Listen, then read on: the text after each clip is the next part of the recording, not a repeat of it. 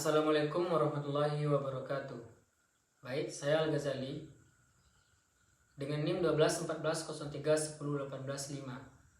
Di sini saya akan mempresentasikan hasil karya ilmiah saya yang berjudul Tinjauan Sistematis mengenai pengaruh desain interior pada kesejahteraan jiwa pengguna ruang. Sebelum kita masuk ke pembahasannya, apa itu definisi desain interior? Desain interior adalah proses merancang dan mengatur ruangan di dalam sebuah bangunan agar terlihat bagus, nyaman, dan berfungsi dengan baik. Ini berhubungan dengan cara mengatur furnitur, warna dinding, pencahayaan, dan dekorasi agar ruangan terlihat menarik dan sesuai dengan selera pemiliknya. Jadi, desain interior ini adalah tentang menciptakan ruangan yang indah dan nyaman untuk tinggal, bekerja, atau beraktivitas. Di sini saya akan menjelaskan 4 subbab yang membahas tentang pengaruh desain interior pada kesejahteraan jiwa pengguna ruang. Yang pertama yaitu definisi kesejahteraan. Kesejahteraan merujuk pada kondisi umum kehidupan, baik secara fisik, mental, emosional, maupun sosial. Ini mencakup keadaan di mana seseorang merasa bahagia, sehat, dan puas dengan kehidupannya secara keseluruhan. Kesejahteraan ini adalah keadaan di mana ada perasaan sehat dan bahagia pada ketiga bagian diri. Yang pertama yaitu pada bagian badan terasa ringan. Yang kedua pikiran jernih, dan yang ketiga emosi yang jelas. Masuk kita yang kedua yaitu Indoor Environmental Quality atau IEQ. IEQ ini mengacu pada kualitas lingkungan di dalam ruangan yang mempengaruhi kesehatan, kenyamanan, dan kinerja penghuninya. Salah satu elemen penting dalam IEQ ini adalah kualitas udara dalam ruangan. Udara yang bersih dan bebas dari polutan seperti debu, asap, bau, dan gas berbahaya sangat penting untuk menjaga kesehatan penghuni. Sirkulasi udara yang baik, pengguna sistem virtualisasi yang efisien, serta pembersihan dan pemeliharaan rutin dapat membantu memastikan kualitas udara yang optimal di dalam ruangan. Pencahayaan juga merupakan faktor krusial dalam IEQ. Paparan cahaya alami dan pencahayaan buatan yang tepat berdampak pada kesehatan mata, kenyamanan visual, dan produktivitas penghuni. Selanjutnya, suhu dan kelembapan yang nyaman juga berperan dalam menciptakan IEQ yang baik. Suhu dan kelembapan yang tidak sesuai dengan mengakibatkan ketidaknyamanan, penurunan produktivitas, dan risiko kesehatan. Penggunaan sistem pengatur suhu dan kelembapan yang efisien seperti pemanas, pendingin udara, dan pengontrol kelembapan dapat membantu menciptakan kondisi yang optimal untuk penghuni ruangan. Dengan memperlihatkan aspek-aspek ini, perancangan interior yang memperhatikan Indoor Environmental Quality atau IEQ dapat menciptakan ruangan yang sehat, nyaman, dan produktif bagi penghuninya. Yang ketiga yaitu penataan ruang dan perabot. Penataan ruang dan perabot ini merujuk pada proses merancang tata letak, pengaturan, dan penempatan perabotan serta elemen-elemen lainnya di dalam sebuah ruangan.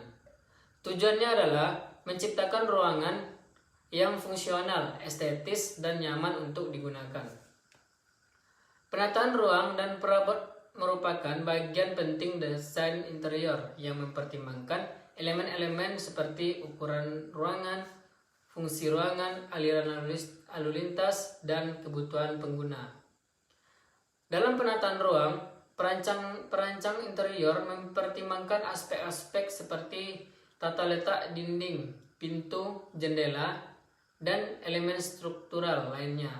Selain itu, pemilihan dan penempatan perabotan seperti sofa, meja, lemari, dan rak juga menjadi fokus utama dalam proses ini. Dalam keseluruhan proses penataan ruang dan perabot, perancang interior bekerja untuk menciptakan lingkungan yang sesuai dengan kebutuhan dan preferensi penghuni. Penataan yang baik dapat menciptakan ruang yang fungsional, indah, dan mampu menciptakan kepribadian serta gaya hidup pemiliknya. Yang keempat atau yang terakhir yaitu karakter desain. Karakter desain ini merujuk pada ciri khas atau identitas yang terdapat dalam sebuah desain. Setiap desain memiliki karakteristikas unik tersendiri yang membedakannya dari desain lainnya, yaitu karakter desain dapat mencakup berbagai elemen seperti gaya, tema, pola, tekstur, warna, dan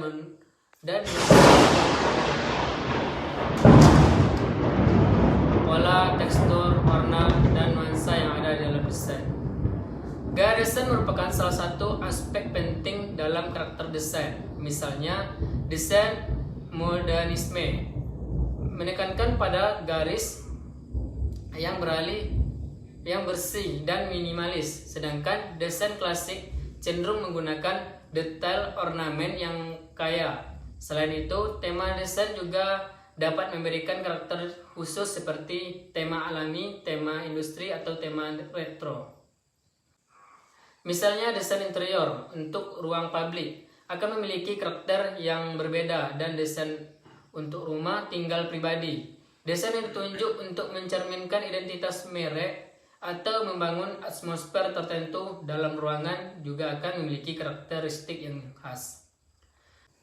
Dalam keseluruhan, karakter desain adalah identitas yang membedakan suatu desain dari yang lainnya.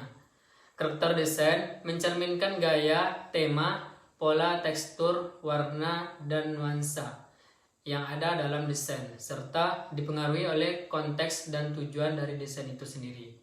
Memahami dan membangun karakter desain yang kuat adalah kunci untuk menciptakan desain yang unik, menarik, dan berkesan. Nah, bentuk desain interior ini adalah memiliki berbagai bentuk yang mencakup penataan ruang, pemilihan furnitur, pemilihan warna, pencahayaan, dan dekorasi. Nah, selanjutnya pemanfaatan desain interior. Pemanfaatan desain interior sangat penting dalam menciptakan lingkungan yang nyaman, fungsional, dan estetis. Pertama, desain interior dapat digunakan untuk memaksimalkan pengguna ruang. Nah, apa sih dampak terhadap desain interior ini? Teknologi informasi dan komunikasi telah memberikan dampak yang signifikan terhadap desain interior. Kemajuan dan TIK telah mengubah cara desainer bekerja, berinteraksi dengan klien, dan merancang ruang dalam secara keseluruhan. Salah satu dampak terbesar dari TIK ini terhadap desain interior adalah dalam hal visualisasi dan presentasi. Dengan adanya perangkat lunak, desain, dan komputer grafis yang canggih, desain interior sekarang dapat membuat simulasi realistis dan desain mereka sebelum mengerjakan fisik dimulai. Nah, kesimpulannya adalah berdasarkan tinjauan literatur, diperoleh desain interior memberikan dampak positif pada kesejahteraan pengguna ruangnya diberikan melalui aspek. Yang pertama yaitu lighting, menyediakan cahaya alami maupun buatan ke dalam ruang sehingga dapat memberikan efek suasana serta stimulus perasaan tertentu terhadap pengguna ruangnya. Yang kedua yaitu indoor, environmental quality. Dengan cara pengadaan tanaman khusus indoor, selain menghasilkan udara bersih dalam ruangan, juga dapat menstimuluskan suasana hati pengguna ruang melalui warna-warna yang dihasilkan. Yang ketiga yaitu layout and furniture. Melalui penyediaan privasi ruang, semakin besar privasi yang didapat, maka akan semakin nyaman pengguna ruangnya. Yang keempat adalah desain karakter. Dilakukan melalui pendekatan man-made, desain seperti tema biofilik agar bisa menghasilkan keharmonisan dalam ruang. Semakin harmonis interior sebuah ruang, semakin tercapai kesejahteraan penghuninya. Nah, telah terbukti bahwa desain interior memberikan dampak positif terhadap kesejahteraan pengguna ruang.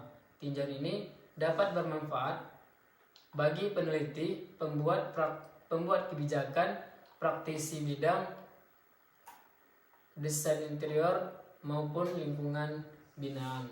Mungkin cukup sekian yang dapat saya presentasikan. Wassalamualaikum warahmatullahi wabarakatuh.